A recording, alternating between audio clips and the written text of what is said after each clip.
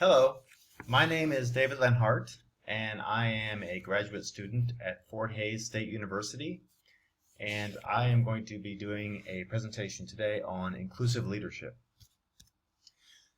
So to begin my presentation, part one, I looked at two different articles that were talking about inclusive leadership. The first one is a study from the Culture of Change for Business Success. And the second one is The View from 6 Countries, another study done by a group called Catalyst. So I'd like to begin with the first study that was done, and the article was called Culture Change for Business Success. In this article, they said that inclusive leaders get the best out of all their people in helping their organizations to succeed in today's complex, diverse national and global environment.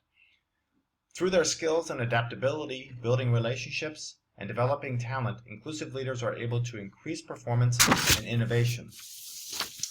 What I liked about this article is that they summarized a 5-point framework for change. The 5-point framework sets out the approach required to develop and embed inclusive leadership over a 2 to 3 year time frame.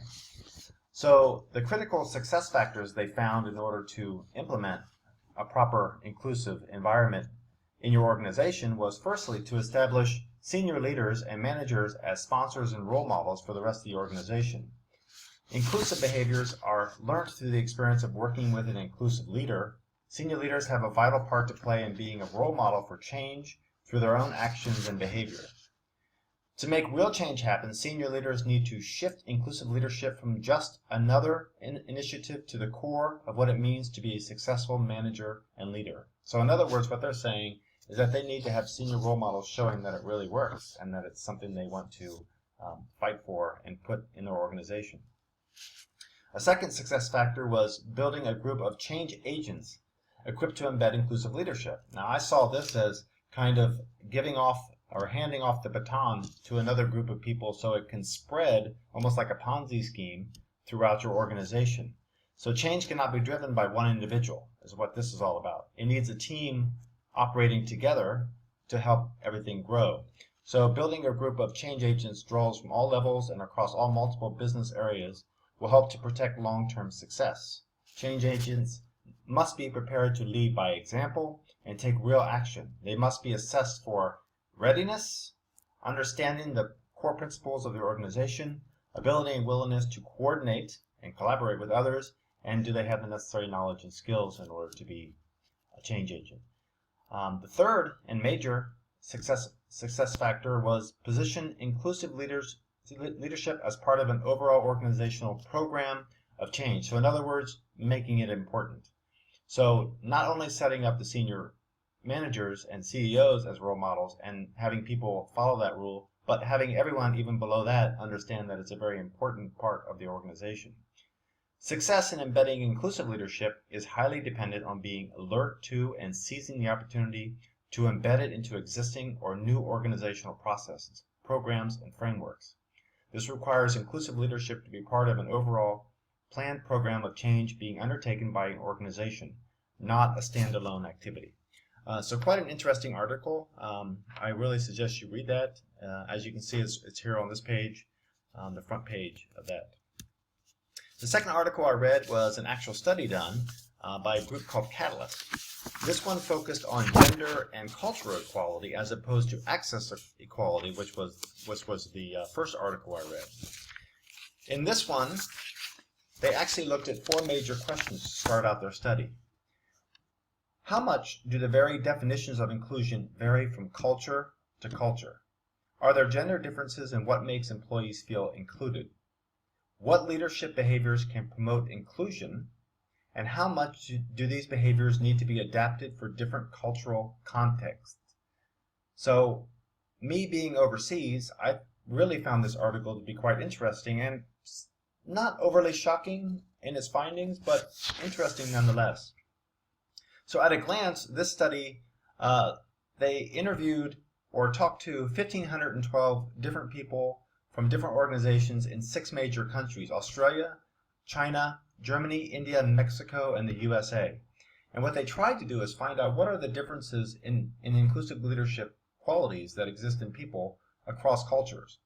Notably, they found that a common definition of inclusion that was held equally for women and men overall. What makes women feel included also makes men feel included. They also found that to be inclusive, leaders may not need a different set of tools for each country in which they operate. So as you travel around the world, it's not important to change the way you view leadership if you're an inclusive leader. So just some of the big findings. Is quite a long study, but I'll just give you some of the big points I thought were major. In all 6 countries, the more included employees felt, the more innovative they reported being. Okay, so we're always looking for creativity and ideas, which I'll go into in the second part, and I thought that was kind of an interesting finding. All countries felt that they could be creative and innovative if they were included. Also in all 6 countries, the more included employees felt, the more they reported engaging in team citizenship behaviors. So you see a lot more teamwork going on amongst all the people. Now, one thing I felt towards the end of this study that was kind of interesting was that the one country that did not view the gender matters equally was India. So they did give more preference to the male gender over the female gender. But if you know how things work in that part of the world, not so surprising. And being in Asia, I feel like probably if South Korea or Japan would have been included in the study, it would have also had a similar result in the gender inequality in those type of countries. So overall, what they say is that their findings suggest that leaders who wish to create inclusive cultures need to value the diversity of talents, experiences, and identities that employees bring. At the same time, they need to find common ground. Focusing too much on the former could lead employees to feel alienated or stereotyped. Focusing primarily on the latter can leave employees reluctant to share views and ideas that might set them apart, increasing the odds of problems like groupthink. When employees feel unique, recognized for their differences, and feel a sense of belonging based on sharing common attributes and goals with their peers, organizations best increase the odds of benefiting from workforce diversity. So, 2 interesting articles. First one focusing on access equality, second one gender and cultural equality. So quite interesting. The second part of my presentation I'm going to focus on is the idea of how to use what we've seen in the textbook and what I've read from the articles and all the other things that we picked up through this course in leadership and apply that to my school, as you can see on the screen here, Korean Science Academy, which is a specialized school for science students in South Korea, where I've been working for the last 6 years.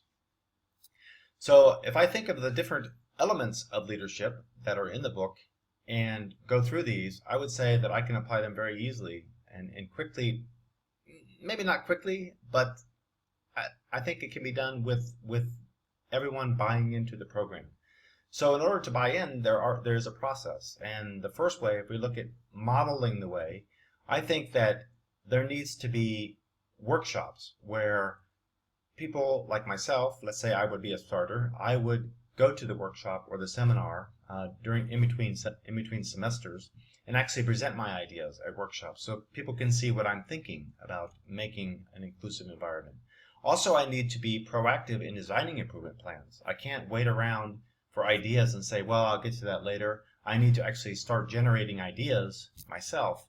And then finally, modeling the way is, if I want change to happen in my organization, I need to make sure that everyone understands that we are teachers and the goal is creating a better environment and a better outcome, a better product for our customers who are the students. So I think everyone needs to know that we're all in this together, so we need to improve it to make it better.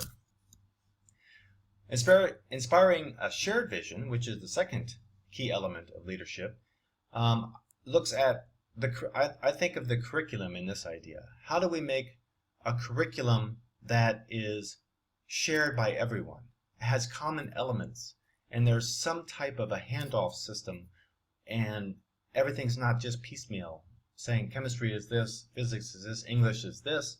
Why can't we combine them in some way in some type of an integrated content-based program or something like that? Secondly, everyone needs to get involved. So it can't just be English department or humanities, which is where I'm at, but it also needs to be biology and computers.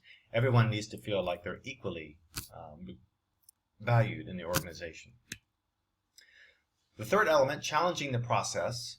I think of this as being someone who works within my own department to challenge others at our weekly meetings or monthly meetings to come up with ideas. So in other words, I want to be an initiator, a starter, a fire plug, I guess, if you want to, a spark plug. Secondly, you need to experiment and take risk with new ideas. So instead of just rehashing old ideas over and over and maybe tweaking them a little bit, I think people need to be creative and come up with new things. So in other words, challenge it and see if it works. Maybe it won't. There will be failures, but it's okay. Fourthly, enabling others to act requires that there's collaboration between all departments. This mainly at my school takes place during the summertime because during the year the departments don't interact so much. But I think I would try to do something more during the year to have all the departments talk to each other and understand what each other is doing. And we can get ideas from that. Also, as an English teacher, I teach English to some of the teachers in my school, some of the chemistry teachers and physics teachers and so forth, so they can speak English in their classes better to their students when they're required to do so. So I think there needs to be more PD or personal development classes, seminars, and workshops, people sharing ideas on how to make everyone better. And then, of course, self-improvement needs to be focused on as well. Finally, encouraging the heart. I think the most important thing, and I really enjoyed reading the last couple chapters in the book on this one and seeing the video that was given. But encouraging the heart means to make sure that everyone knows that what they give to the organization is being recognized, that it is valuable. And when we talk about celebrating the victories, maybe at a luncheon or the end of the year, go through some of the big ideas that were brought up, who was involved, who really showed an interest in inclusion, and just make sure that everybody sees that all the ideas count for the year. So I think it would be quite interesting at my school to use more inclusive leadership. So the last section I wanted to look at was challenges that are involved, and there are many when it comes to inclusive leadership. Through a little bit of research on this one, I came up with not just inclusive leadership, but leadership in general to be effective. There are going to be several challenges, and the 4 challenges that I came up with here are keeping up with technology, globalization and changing demographics, understanding customer needs and motivations, and information and choices available to the workforce. So the first one, just to summarize each one, technology, this has to do with the fact that everything is developing at lightning speed, and the latest and greatest tools from just a few years ago are now obsolete, and business leaders may find it difficult to follow every change. But staying ahead of the curve means using technological tools to your advantage. So if you want to compete in today's market, you need to find a way to do it. Right? So leaders need to stay on top of technology. Also, what we've talked about a little bit in this one with cultural changes, globalization and changing demographics are big. So the internet has opened the door for global business opportunities in many different industries, while the increasing global economy has given businesses the chance to enter previously untapped markets. So they're going into India and Japan. You need to understand what inclusive leadership means there, which stresses the idea of the second article that I talked about. Understanding customer needs and motivations. You have to know what's going on in the people that work for you, right? So not only can leaders get caught up in outdated policies and yesterday's successes, they can quickly lose sight of the emerging needs of their target audience, which is their employees. So you need to stay in tune, in touch with people who work for you. And the final challenge is information and choices available to the workplace. So attracting top talent to your organization is no longer just about being at the forefront of the industry. Company culture and leadership are becoming increasingly important to today's job seekers. So in other words, there's more choices. So using inclusive leadership is not just a want anymore, it's a need if you want to be successful. Thank you. I hope you enjoyed my presentation, and goodbye.